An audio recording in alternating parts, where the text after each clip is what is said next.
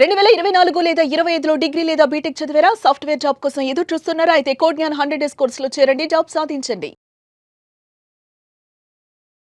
Iran Israel యుద్ధం ఇప్పుడు తారాస్థాయికి చేరింది. ఇజ్రాయెల్ అమెరికా సంయుక్తంగా చేసినటువంటి దాడులలో ఖమేనీ హతమైనటువంటి తర్వాత ఇరాన్ ఇప్పుడు పూర్తి స్థాయిలో ఇక మీ నష్టపోవడానికి ఏమీ లేదు అన్నట్టుగా పూర్తి స్థాయిలో తమ శక్తి సామర్థ్యాలతోటి యుద్ధంలోకి దిగింది. దీంతో పూర్తిగా ఇరాన్ కూడా ఇజ్రాయెల్ పైన భీకర దాడులు కొనసాగిస్తుంది. ఈ పరిణామాలన్నింటినీ కూడా ఇతర దేశాలు నిశితంగా గమనిస్తున్నాయి, మిగతా దేశాలన్నీ కూడా. ఈ నేపథ్యంలో ప్రముఖంగా చైనా రష్యా పాత్ర ఏంటి, చైనా రష్యా ఏం సమాధానం చెప్తాయి, ఎలా రెస్పాండ్ అవుతాయి అని అనుకుంటున్నటువంటి తరుణంలో తాజాగా రష్యా దీనికి సంబంధించి స్పందించింది.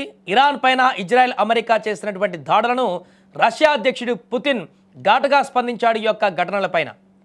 ఇప్పటికే ఒకదాని తర్వాత ఒకటి అక్కడ క్షిపణులు డ్రోన్లతో దాడులు కొనసాగుతున్నాయి. ఇరాన్ పైన జరిపినటువంటి దాడుల్లో సుప్రీం లీడర్ ఖమేనీ కూడా మృతి చెందారు.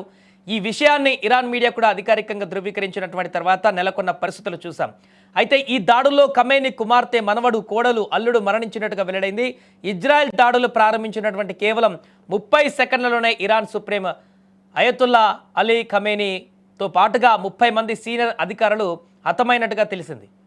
ఇక ఖమేనీ మృతిపైన తాజాగా రష్యా తొలిసారిగా స్పందించింది. ఖమేనీ మృతిపైన రష్యా అధ్యక్షుడు పుతిన్ కీలక వ్యాఖ్యలు చేశారు.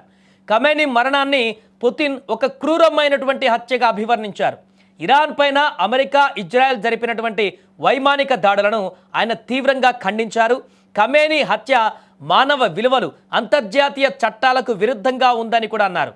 ఇరాన్ సుప్రీం లీడర్ ఖమేనీని టార్గెట్ చేయడం వల్ల మిడిల్ ఈస్ట్ దేశాలలో భారీ విపత్తులు సంభవించేటువంటి అవకాశం ఉందని కూడా రష్యా అధ్యక్షుడు పుతిన్ చాలా స్పష్టంగా చెప్పడం జరిగింది. ఈ చర్య యుద్ధానికి దారి తీయవచ్చు అంటూ కూడా ఈ సందర్భంగా పుతిన్ హెచ్చరించారు. అంటే మూడవ ప్రపంచ యుద్ధానికి కూడా దారి తీసేటువంటి అవకాశాలు ఉన్నాయన్నటువంటి విధంగా రష్యా అధ్యక్షుడు పుతిన్ వెల్లడించారు. ఈ మేరకు ఇరాన్ ప్రభుత్వానికి, అక్కడి ప్రజలకు కూడా రష్యా అండగా ఉంటుందని కూడా పుతిన్ పేర్కొన్నారు.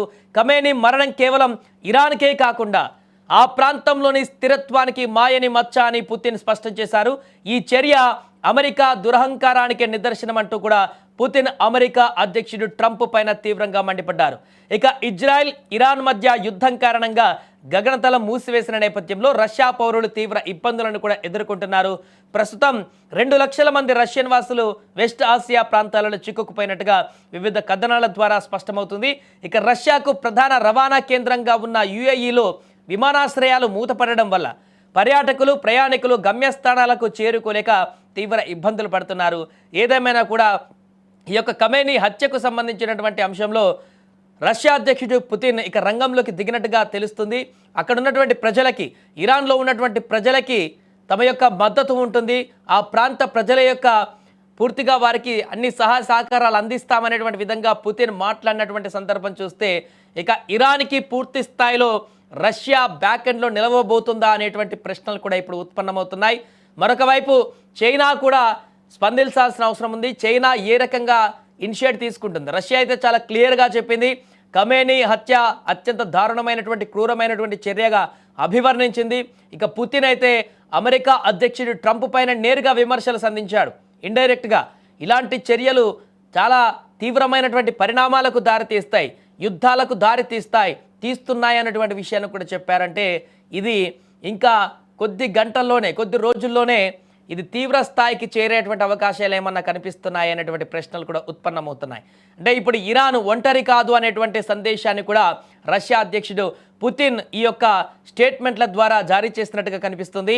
ఇరాన్ వెనుక ఖచ్చితంగా రష్యా సపోర్ట్ ఉంటుందనేటువంటి అంశాన్ని కూడా ఈ యొక్క మద్దతు ద్వారా వెల్లడైందనేటువంటి విషయాన్ని కూడా విశ్లేషకులు చెప్తున్నారు. ఏదేమైనా కూడా రష్యా ప్రత్యక్షంగా ఇరాన్కి ఆ యుద్ధంలో పాల్గొనకపోయినా కూడా మోరల్ సపోర్ట్ ఇచ్చేటువంటి అవకాశం చాలా స్పష్టంగా కనిపిస్తుంది. ఇప్పటికే అక్కడ ఉన్నటువంటి ప్రాంత ప్రజలందరికీ కూడా తమ మద్దతు ఉంటుందంటూ కూడా చెప్పడం రష్యా నేరుగా అమెరికా, ఇజ్రాయెల్కి ఒక రకమైనటువంటి హెచ్చరిక జారీ చేసినట్టుగానే చెప్పవచ్చు.